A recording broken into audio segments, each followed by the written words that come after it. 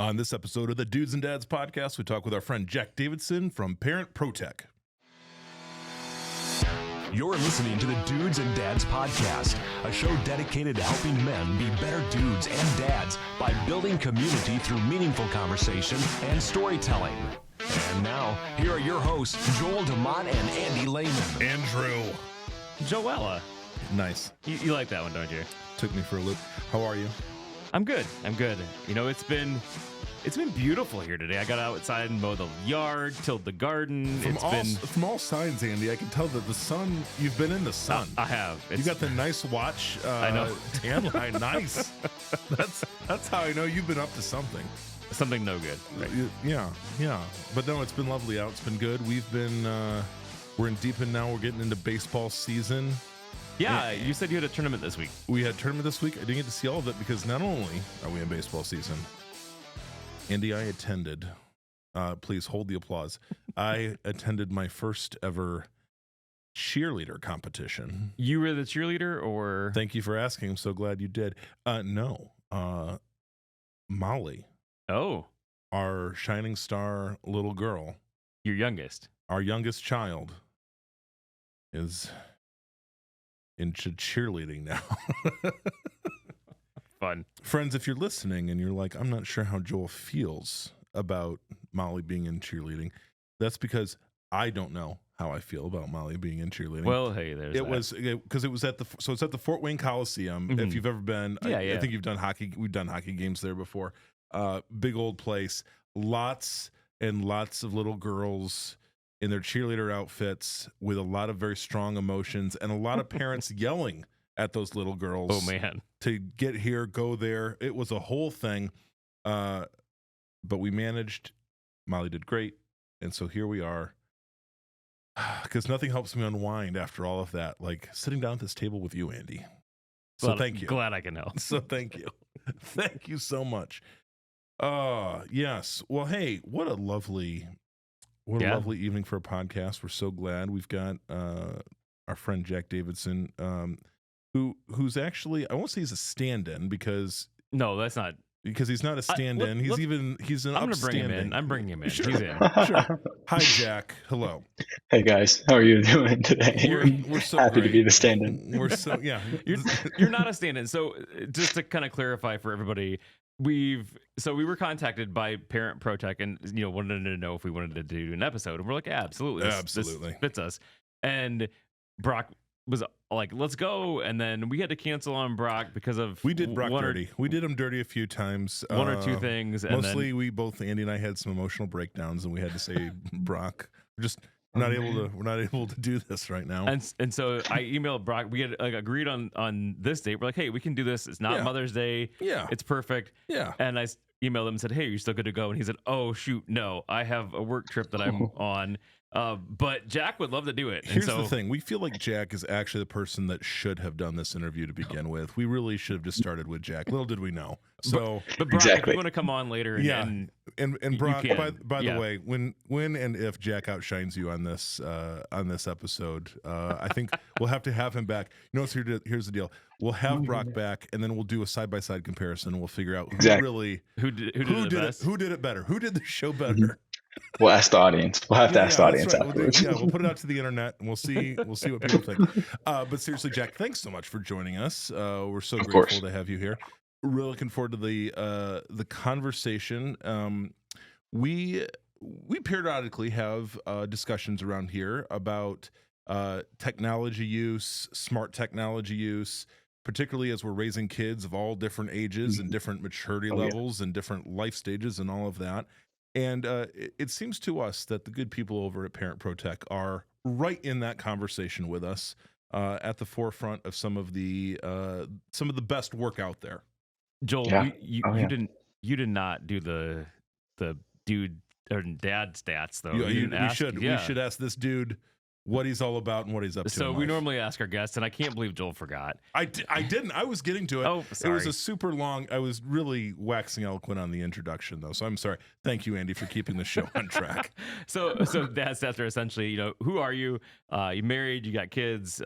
Just tell us all about you. First. Whatever you want out on the internet, Jack. That's what we want to know. Yeah, no, don't worry. No, I'm in a relationship. I don't have any kids. I'm only 22. I'm about to be 23. I do have a goddaughter. Nice. She's Good pretty great. start. Yeah. Good start. Her name's Ellie. She's Nice. awesome. We have a lot of fun together. But yeah, that's about, I was a camp counselor growing up, so I've always, tried to look out for the younger people around me. Yes. And to be honest with you, like COVID, really, I realized the young kids are really in harm's way right now, know? Mm-hmm. And so that's kind of been how I am where I am now, I guess. Yeah. Gotcha. Yeah, and Jack, the fact that someone said, "Hey, we want you, young man, to be our child's goddaughter or godfather. You're a godfather." Wow, that's at 22, a 22-year-old godfather. That means someone trusted you, which means that you're a perfect candidate to be on the show as well. So congratulations on that. Yes. No Thank one's you. ever named me a godfather of anything. Andy. Sorry. Oh man. I'm sorry, Jack. I didn't mean to bring this up in front of you. It's just it's apparently it's a little bit of an issue for me, even though we've never ever talked about it before. So work through the trauma. Yeah, all at once. We'll do some work after the show. Absolutely.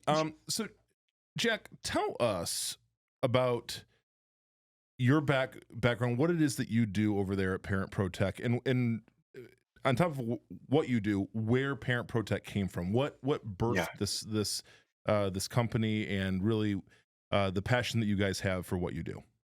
Yeah, I mean, I'm going to take it way back, right? So I'm 2001. That's whenever I was born. I was pretty young. I was born with a computer in the house that, fast working internet. I wasn't allowed to play on it, all the time or anything at all. But my age group and really, late 90s, early 2000s and on, we have lived and seen the world shift from kind of a tech balance where, maybe the computer's in the computer room and that's the time that you use the computer. And other than that, you're in the physical world.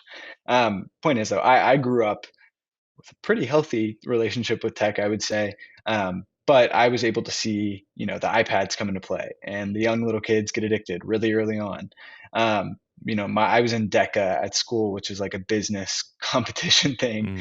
And that was around the same time as TikTok. It used to be called Musically. That was getting really popular back then. And so I'm a little business high school kid. Me and a few of my friends, we were like, let's find a way to make money off of this. And so I started managing Musically influencers back in 2017 while I was in high school. Nice. The issue was, I didn't know how to monetize that. I didn't know how I could make any money. Blah, blah, blah. That fast forward, I found a way to make money off of it. And I was doing a lot of music marketing and all that kind of fun stuff. And so for me, I was really in the grit and grime. I was seeing how, on the backside, how companies create trends online and how companies can use, an influencer who a ton of 14-year-old boys follow to, funnel attention, over here to their product or over here to their show, whatever, XYZ. So I ran a pretty successful music marketing company and we expanded to just be a marketing agency. Really from 2019 through like 2023, COVID was amazing for me. TikTok was number one. Everyone saw TikTok. Yeah. I was able to create a lot of like awesome music trends and the dance trends and all that stuff. And I started to realize this is not it. This is like, I have an eye for marketing, I would say, not to pat myself on the back, but I was getting great numbers and doing great things, but I was just getting kids addicted to listening to a stupid song and a dance on their phone. Brock and I had met at that time and we both realized that kind of society and this new age group just has a problem, Brock was at the White House and the administration, and he was hearing from a lot of politicians, hey, we don't know what to do online. Our kids are addicted to TikTok. What is this? Our kids are, addicted to VR in the early days. And so that birthed Parent ProTech. And I was, of course, ready to help because my expertise, to be honest with you, was how do we hack these very malleable children and young adults and even late 20s, mid 20s. How do I hack their attention span to be interested in what I want them to be interested Hmm. in? And so that created Parent ProTech. And we Awesome. decided that's a problem and we need to stop it. So what I hear you saying is you decided to use your powers for good and not Yes. evil. Amen. Yes. That's what we're So, going for. Yeah. so you mentioned the Parent ProTech. Can you explain to me what it is? So if I've never Yeah. heard of it, because actually, to be honest, I had never heard of it before Yeah. Brock emailed me and said, "Hey, we would love to be on the show." And so Mhm. Yeah. I know what it is now, but can you tell my listeners what it is?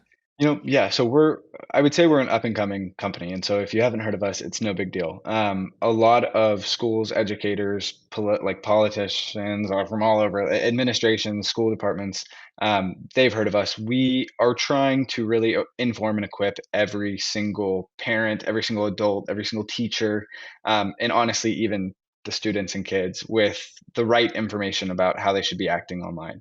And so for a parent, that really looks like we're logging into our platform. We have 100 of videos basically breaking down platform by platform. Here's what you need to look out for on Reddit. Here's what you need to look out for on YouTube Kids. If you're having a problem with your kid, and you've just introduced the iPhone to them, and they're going to school with it, we have kind of an onboard into technology for middle school or for elementary school. Digital citizenship, pretty much everything to make sure that you're creating and cultivating this good image of yourself online because it's going to follow you forever. Yeah, yeah.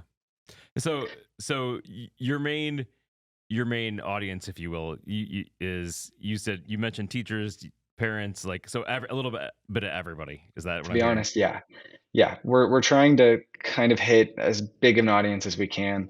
Um, while I was growing up, we would get the projector coming down and we'd get a 30-minute cyberbullying video. That doesn't Hmm. do anything. Honestly, it's attacking it on all fronts. It's the parents, Hmm.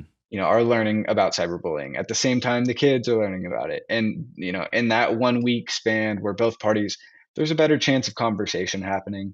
And, whatever truth there is coming to light and so on and so forth. We tackle literally every issue that, a sub 18-year-old can definitely face online. Hmm.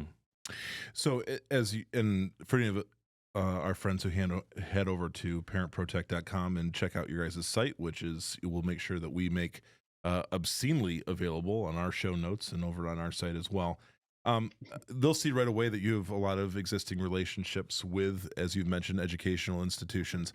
When you approach a school, um, how quick I would just be interested in what the conversations are that you're having with educators, with school administrators, what that looks like and what your ultimate goals are as you're just building those relationships and building those partnerships. Yeah, I love it. I was always one of the kids, I was kind of a nerd growing up in high school. I played tennis. And so, I was one of those kids. I had a stigma. Um, I was friends with all my teachers, especially the cool ones. I think they have always recognized that there was a problem, even whenever it wasn't this rampant. COVID, just like how COVID screwed up everything else, COVID really amplified all these online problems, times 100, I would say, if not Hmm. even more. Um, but growing up, like, everybody knew, teachers knew, and so I've had some really amazing conversations with some of my old teachers or people who used to work at, my old schools.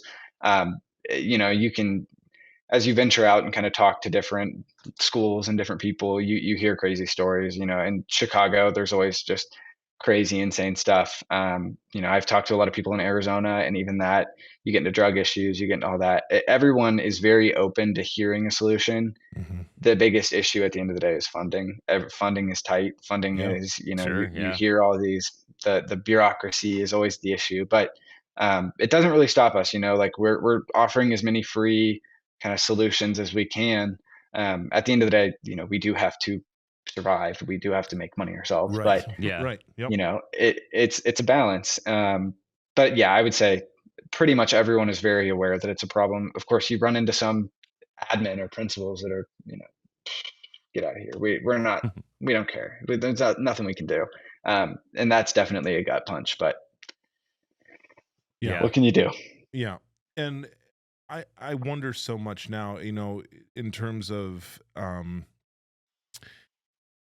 just thinking about from the parent's perspective and parent advocacy, approaching schools and asking, really thinking about the relationship with parents and with schools and what parents can be asking for and what parents can be looking to. We're seeing right now there is a beginning movement, and I'm personally really hope it continues. I think about what's going on, what happens at my own children's schools, but kind of this growing movement of no phone zones at all, where no devices are accessible during the school day at all. And should be no surprise that the positive outcomes of all of this are pretty immense. Is that the direction that you guys, if you could speak for your organization or in general, is that the kind of direction that you guys, in terms of within academic settings, within school settings, what you would advocate for specifically, sort of just less access, especially on the social media side? What we always say is every family is different, everyone is different, every school is different, and that's, at the end of the day, that's the reality. If I had to make a blanket statement, which I'm totally fine doing,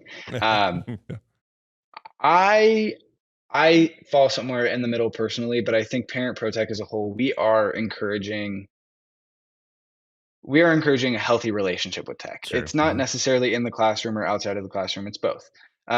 There's always going to be a kid with an Apple Watch that sneaks it by, and now we have the exact, I can scroll on TikTok on my Apple Watch. And so it's tricky because, for us, of course, I want to say, yeah, take out all the tech from the class and make it a safe place. At the end of the day, there's going to be a kid who outsmarts the teacher, and now that rule is pointless, to be honest with you. And everyone else is kind of at a disadvantage academically because maybe one kid, can cheat now. In terms of the safety, yeah, if it was my opinion, I would say you don't get online. You have a closed version of the internet and you live in that, and that's my ideal personally. Which is, the whole thing is kind of interesting because, it's shifted from when Joel and you and I were in high school. Yeah. Things have changed, and not even just like the fact that there's all these social media sites, but my kids, all of their homework is done on their computer. Absolutely. All of they're always on the computer. They're that's how they do school. Yep. And especially during COVID, where everyone was on Zoom all the time. And so times have changed. So I think that there's definitely a healthy balance between technology, because we're going to live with it. These kids are going to grow up with it. These kids have grown up with it. They, were born with a computer in their hand, pretty much. Exactly. And so I think it's important as parents and educators and other adults to, teach the responsibility of how to do that responsible, because we, like you said, Jack, we're not going to get this out of all tech, we're not going to take all technology away. And I don't know that that's even a healthy thing, but I think it's important for us parents to stand in there and have an idea of, okay, this is what we want. These are our rules. For instance, we've gone back and forth with it, and it depends on the time of the year, but there have been times that our family, as soon as we get home, if we're not doing the homework and stuff with it, we put our phones down until 8:00 in the evening. That's parents included. Because it's important for us to set those examples as parents. And so, that's how we do. And important for us just to do that, right? As a general practices, for sure. So, Jack, at Parent ProTech, you guys offer a few different really, I think, valuable resources. And so I just kind of wanted to run through a few of them and kind of give a description of what it is that you guys do, what the deliverables are for you specifically. Obviously, the first one of the first things here is your family resource platform, and just the kind of, I wonder if you can kind of talk through what those resources are, what is available, because like you said, there is you've got to pay the bills, you got to keep the lights on, you got a team to employ, you have a product to sell, but as we've said, it's a product that is used for good. and not evil. Amen. And so, while plenty of products are being used for nefarious purposes and things that are less than helpful, this one is truly an investment in well-being, especially for our kids. So, talk us through your family resource platform and what all that involves. Yeah, right now I would say it's about 90 videos, each one anywhere from 10 to 20, 30 minutes. We have segmented everything kind of by chapter. If you're familiar with Khan Academy, it's kind of a similar platform. You hop in, we have it broken down by social media. We have a whole study. We talked to a neuroscientist who has her own whole study on how tech, like in a developing brain, kind of involves everything.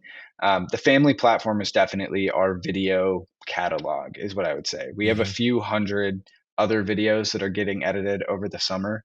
And so by next school year, we'll be up and running with hopefully hundreds of really informative, awesome videos. Made by teachers. And so we make sure that we're kind of translating the tech to them, and then they can translate it into, adult information. Sure, Yeah. And so you guys really get to be the one-stop shop for kind of for educating all of us on better and more responsible tech usage. I know a lot of parents are like, some of us, depending on the stage for life, we kind of want to be like, just tell us what to do, right? Like, just tell us the best thing that we can do. What has your guys your approach? Is it, hey, we want to give you the information, and then you're making decisions about how you want to roll that out to your children within your administration? Or are there places where you guys come down and just say, hey, listen, all the info is in? Because I feel like this way sometimes. It's like, listen, the research has been done. We are very clear on this. This is the right thing to do, and this is the wrong thing to do. Yeah. What does it look like, just in terms of your guys' resource, about how you guys approach that question? We try to be very definitive in everything. And so, of course, like by social media platform, we kind of give you a conclusion video statement kind of thing where we say, hey, look, here's what we covered. Here are the, 5 settings that you need to change in the next week, or today, right now.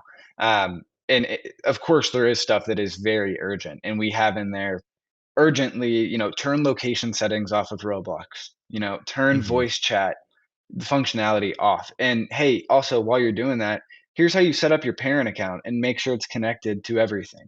And so of course we know that this is, for some people, this is not their land, right? Technology, they honestly are still not that interested. And so we want to make sure it is as easy as possible, where all they have to do, they spend 5 minutes, they know their kid is on Roblox, they can watch the 5-minute video on Roblox and get, the 5-minute solution. Of course, that's not the big blanket solution that we all want. And, water is still going to be seeking through the cracks. But at the end of the day, like some stuff is very easy. That's the benefit of this technology world that we're in now. At the same time, there are some more complex things. The family sharing, that's a pretty complex one. Depending on how old your kid is, you might want different things on, different things off. You might want it all on. And so, we do a pretty good job saying, here's the stuff that you need to do, and here's, our best suggestions on some other stuff. And then we try to educate everybody. So at the end of the day, you can make your own decision and feel, which I think is smart, because like you said it before, every family is going to be different. My kids are different than Joel's kids, and they may or have different responsibility levels. And so ultimately, I mean, I think as parents, that's the important thing for us, is just to stay educated, because I'm in technology in my field, and yet I'm not up to date on all of the things, right? Like I don't play Roblox. There's a big forest out there. And I'm actually so glad, Jack, that you actually did reference Roblox, because that is the one game I do know that my kids play amongst the many.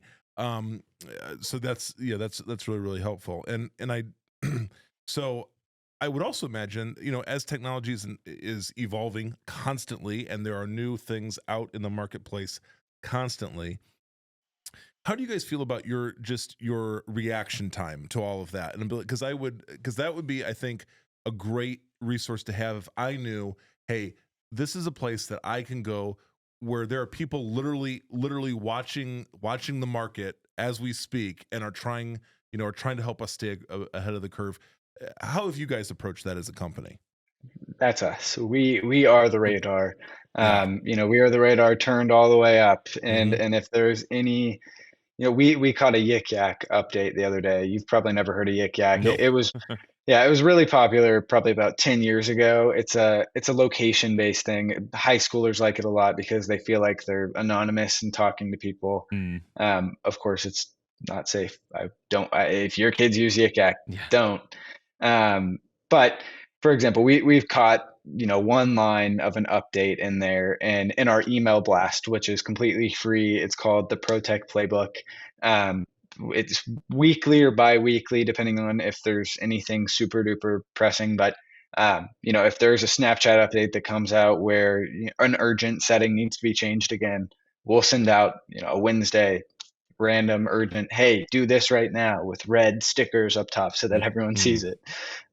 We're pretty on top of it. And at the same time, I would say we do have parents, we do have teachers who are saying, hey, look, I have this problem. Here's a new platform.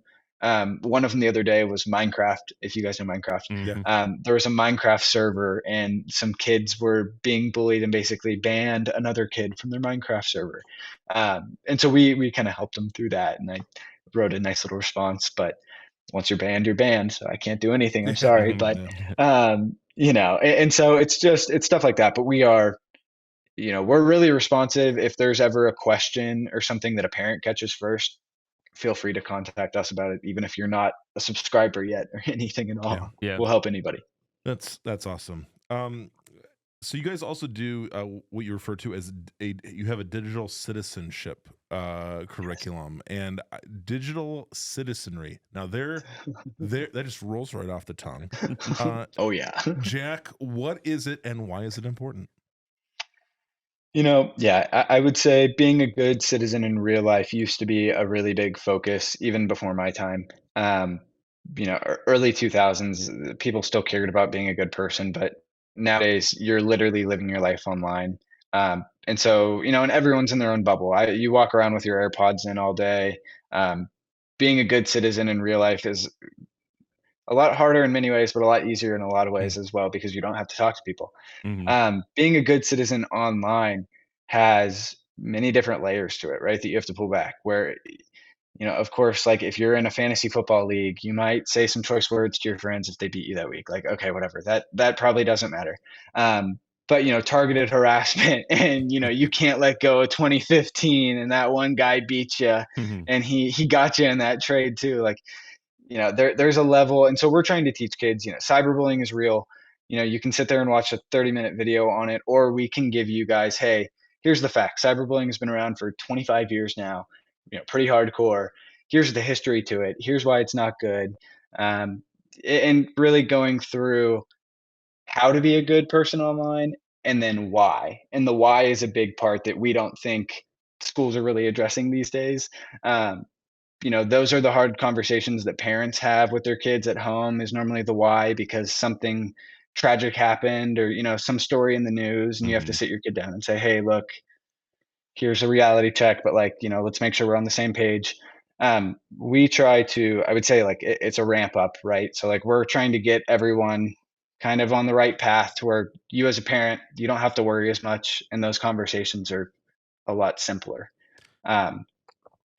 But yeah, I mean, what that looks like, I guess, is literally here's what not to do online. Of course, we're not telling them here's a website, do not search this website, because obviously they would search that. But it's complex, it's tricky, and it's more of a learning process and, a group thing, and meant to be talk to your parents about so that you're understanding.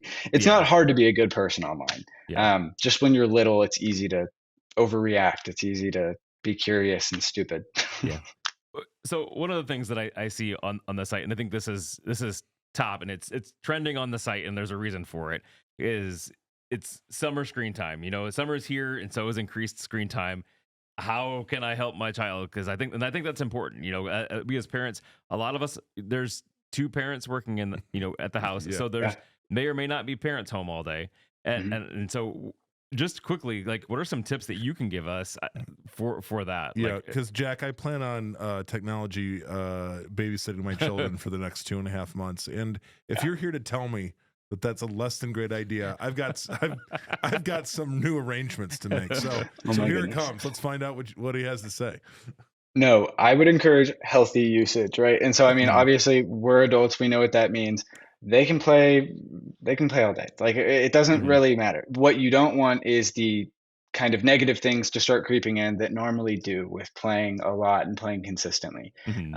Me personally, like depending on how old your kid is, I would just set a hard time limit and say, you know, for every X amount you do, go outside, run a lap around the block, whatever. Go play with your friends. Go pop a water balloon. You know. Kind of a give and take, find the balance for them. And if you get them on board before everything starts, then like things should go well. But of course, I'm not a parent yet. I don't really know how that works. I think that there are a lot of learning games depending on how old your kid is. For example, Roblox back in the day actually taught me how to code. It's not like that anymore at all. But I learned how to do like HTML in 2009, like in the very beginning. There's some other stuff that's pretty comparable. You know, some iPad apps that are Duolingo is a fun one if your kid is interested in learning another language. I would really suggest that once they're like 15 or 16, they start to kind of decrease learning language ability. And so really anything to gamify learning still and keeping that going over the summer, I would highly suggest. Also, science experiments and other things can be done online now, which is still pretty awesome. But yeah, I would say for every X amount of screen time, and it depends on how old your kid is, but you know, definitely no more than 2 hours before you need to go outside, drink some water, stretch, do something away from the screen for a while, and then come back. Another big thing, I'm so sorry, don't mean to cut you off, but as you're getting closer to school, definitely start to ramp down, you know, start to introduce, and that's obvious, y'all know that, but that's a big thing that we run into where kids have the worst online behavior right whenever they're back in August and September. And so kind of finding that balance for them as time goes on, super duper important.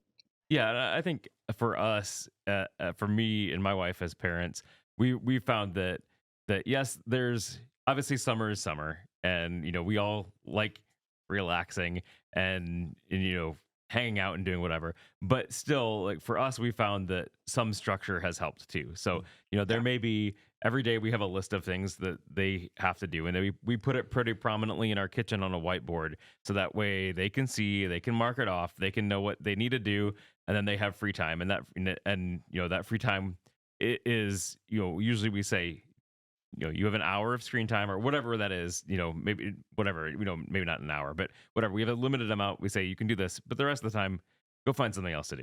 No, we are prepping. We just did the ceremonial removal of the PS5 from the main media area, and tonight Jackie, my wife, looked at me. She goes, This is just gonna stay away for a while. I go, fantastic, because the weather's changed up here. It's turned.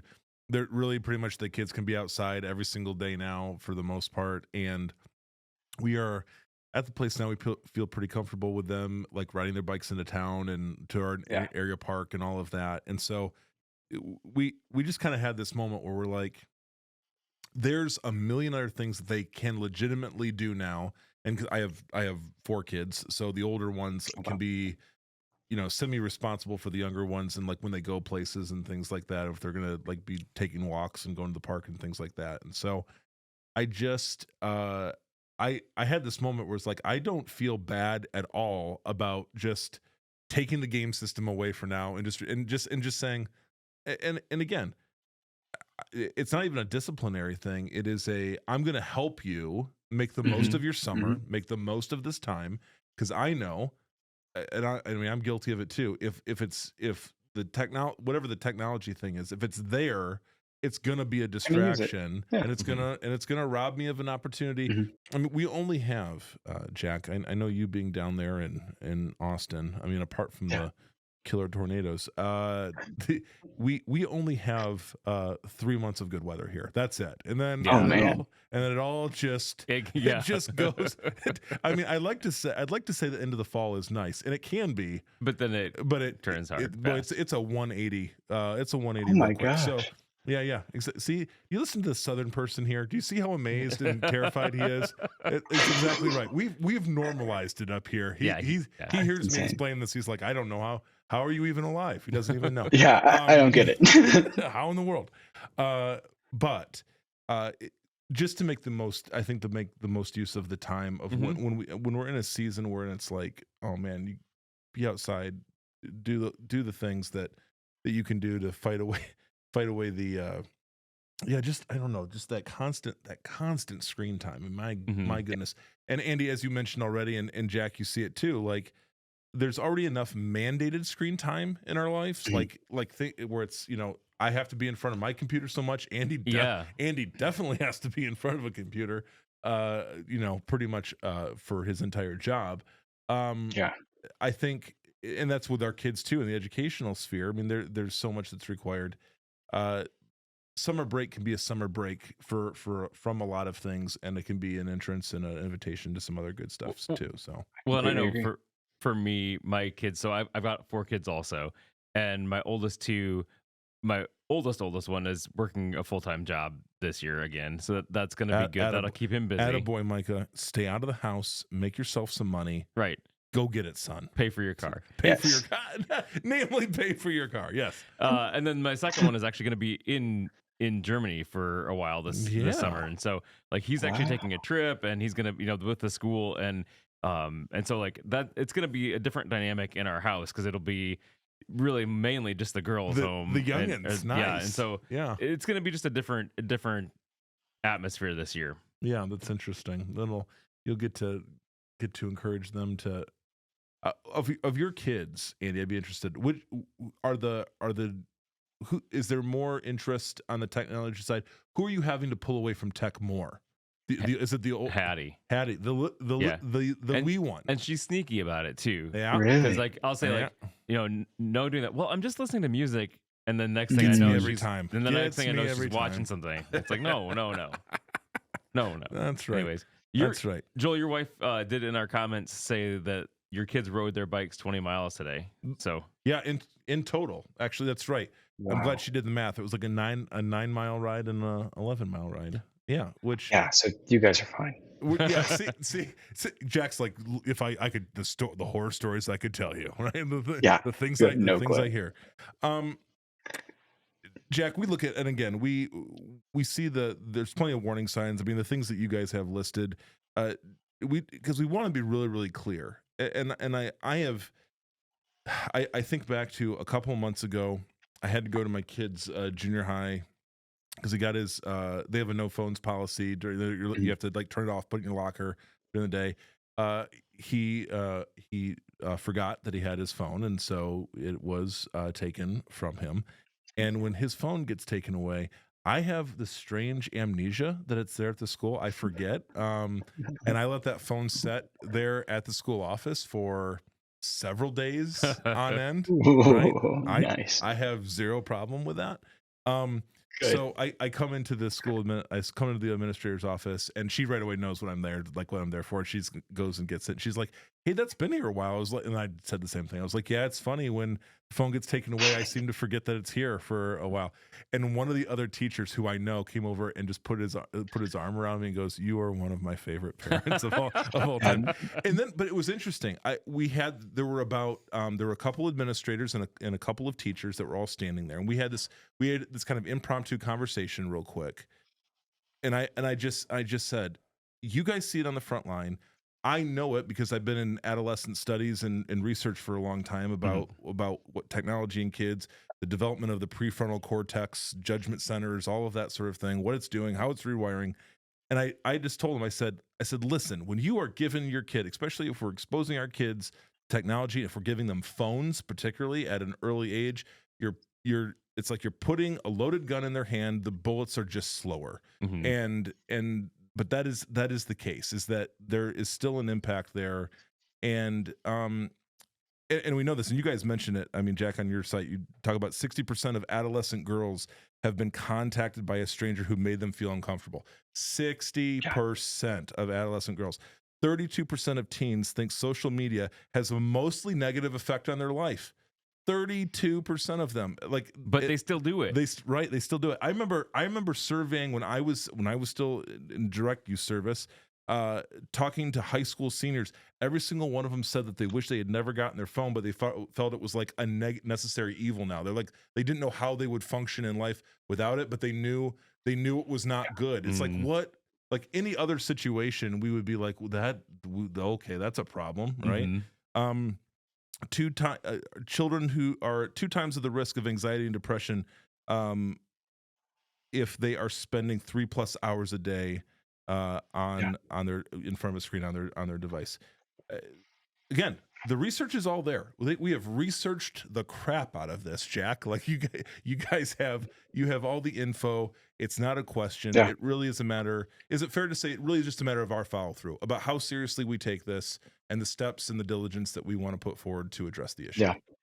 To be honest with you, like I could run through some really dark stats, like there, and some people need that or whatever to slap on the face and wake up. I don't want to do that tonight. I'm just going to tell you, it's a serious problem. Like suicide has obviously been off the charts for all age groups since COVID. But to be honest, it's young men. That's the highest stat right now. Yeah. Especially an increase just over the last few years. That's terrible. And of course, no life lost is okay. Yeah. But like I've had friends who have been personally affected and are not here anymore because of some just really rough stuff online, and that spills over into your personal life. And you know, high school is rough, middle school is rougher, I would say, and some of these kids are getting phones in elementary school. And so in some ways they're at a social advantage starting when they're 11 or 12. And so that's, as a parent, you probably see all the pressures. I want a phone. It's because it makes you cool. It's because it makes you, you have more power than everyone else. You're more responsible than everyone else. And that's tough because at the end of the day, there's kids who are getting it that aren't responsible and aren't ready for it, but their parents are not really taking control and just kind of laissez-faire. And so I think, at the end of the day, it's the parents' job. We're trying to get the teachers and the admin a lot more involved as well. And so, on our platform, for example, we have stuff that's kind of teacher specific where it's help identify stuff in the classroom. But we're trying to build an ecosystem where everyone is acknowledging the problems and kind of working together and sharing the best tips and sharing, hey, I found this new setting. It's worked. I've been able to track my kids' text messages for the last week. There's some softwares for that. There's all this other stuff. We have partners that can do pretty much anything, even if it's hardcore data security. But we're trying to create an ecosystem just where this problem gets attacked. The one-stop shop is, to be honest, spot on. We're not there yet, but we will be really soon. Yeah. Awesome. And Jack, I just have to say, I mean, I'm glad you guys are out there doing this. I'm glad the resource is available. I think I speak for a lot of parents when I say, for all of us who are just trying to live life these days in this season that Andy and I are in, where it's like we could use an extra few hours every day that we know we're not going to get. Like life feels very jammed full. And it really, the question that we ask so frequently is like, okay, where am I going to find the bandwidth and the time to do the extra research, to do the extra checkup, and what I love is that whenever there is a resource of like, hey, we are here to do this work for you, to give you a very clear and concise information and step-by-step instruction, man, that is what this dad right here needs more often than not. Well, and it's just like a shot in the arm. I mean, it's just an extra boost for us because again, we don't have to. I mean, don't have to isn't the right word, but it's an assistant. Something like this, something like Parent ProTech is an assistant for us, where we don't have to go out and do all of the research ourselves. Yeah. We don't have to go out. It's like having an army. I can do that. I can go out and do research on Roblox and Minecraft and Snapchat and all of the things. Yeah. But I don't want all that stuff. I purposely have never installed TikTok, and I don't plan on it. And so for me to do research on that is really, really hard. Yeah. And so Parent ProTech is a great assistant for those parents like me, myself, like you, Joel, that just we don't have the time for it all. Yeah. And what we want to do is just streamline, right? Like if there was a parenting 101 book for technology, of course you have some people who know the exact problem and they're going to be able to find everything. But for someone who just has 5 minutes and, oh wait, I just got this subscription, I can look at it.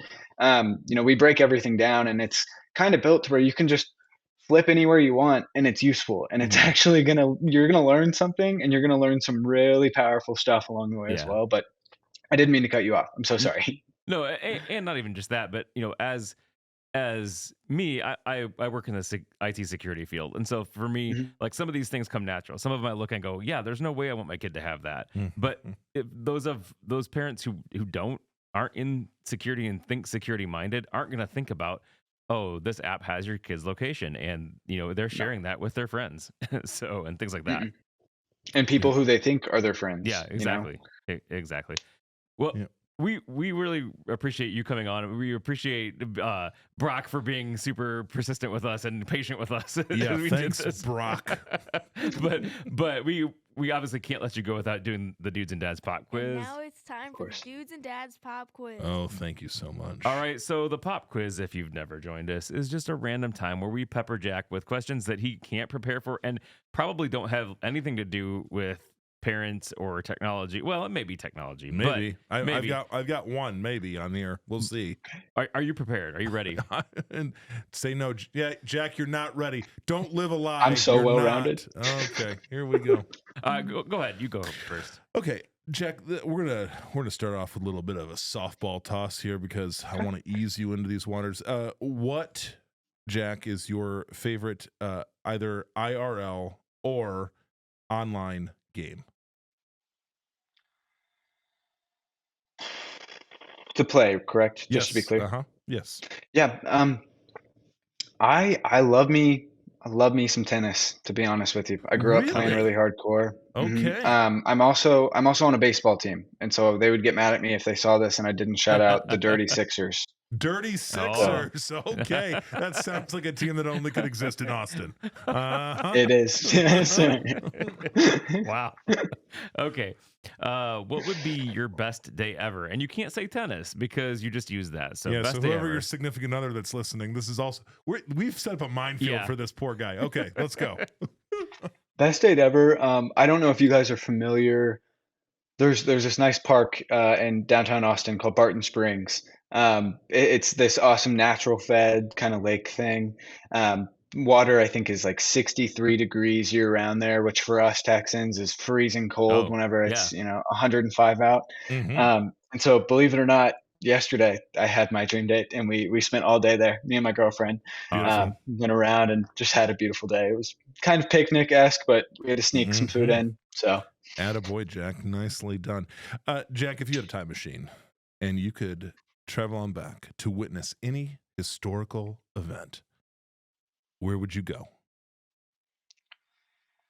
Man, I love history, and so just filing, going through all the.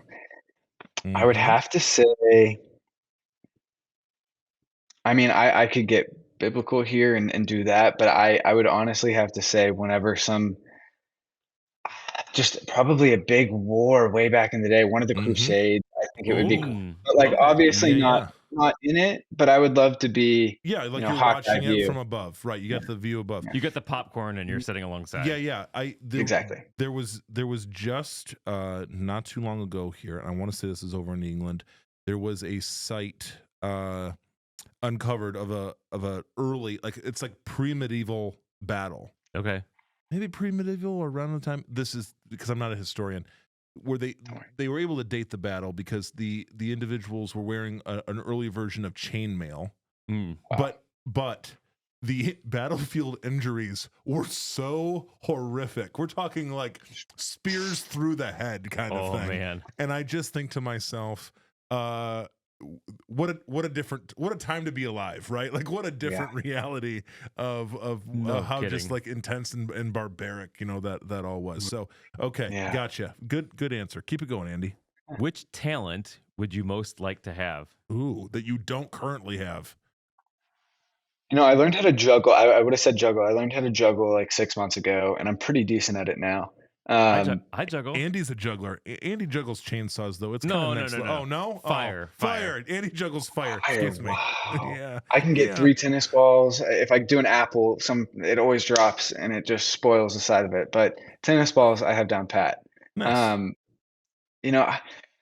I'm really jealous of the people like thinking kind of woodsy now. Like, have you ever seen the chainsaw guys who make those perfect sculptures with the chainsaws? Yes. Man, like to be a sculptor and to like be a good artist would just be, top tier. I'm not I'm good at writing, but like not that good or anything.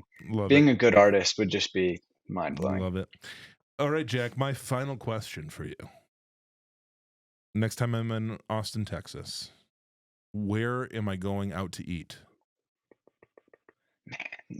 Where are you sending me? No There's pressure. A place called NADC Burger. It's owned by a Michelin chef, but it's not a Michelin restaurant. It's a burger just exactly how you would think a Texas burger should be. Right on. Spot on. Right on. Sweet. Downtown Austin. Well, I think you've successfully passed the Dudes and Dads pop quiz. Well done, Jack. Nailed it. Oh, Nelly. Well, Jack, real quick, share with us, for all of those that want to check out Parent ProTech, give us all the platforms, all the places. Where can they find you? Because we're going to make those spots available over at dudesanddadspodcast.com as well. But tell us, where can we find you? Yeah, so it's just protech.com. We're pretty much on everything Parent ProTech as well, Twitter or X now, Instagram, LinkedIn, if you want to see some behind the scenes business stuff. We're relatively active on everything. And we also have some interviews with kids on our YouTube as well, just talking about, front lines of all this stuff. But Parent ProTech everywhere. Yeah, hop over the YouTube channel as well. So hop over there too. You got to get your video fix. Oh yeah, awesome. Well, Jack, big fan of yours now. Thank you so much. As always, you can head over to dudesanddadspodcast@gmail. No, you can email us at dudesanddadspodcast@gmail.com or at the website dudesanddads.com. Dudesanddads.com. You can leave us a voicemail. If you're into that, just dial a number. It's fine. It'll find its way to us. Yeah, it will. I caught Andy off guard. You did. Hey, everybody. We're so grateful for you hanging with us, checking out all the good stuff. Make sure you like, subscribe, share the love. All that good stuff. Hey, until next time, we wish you grace and peace.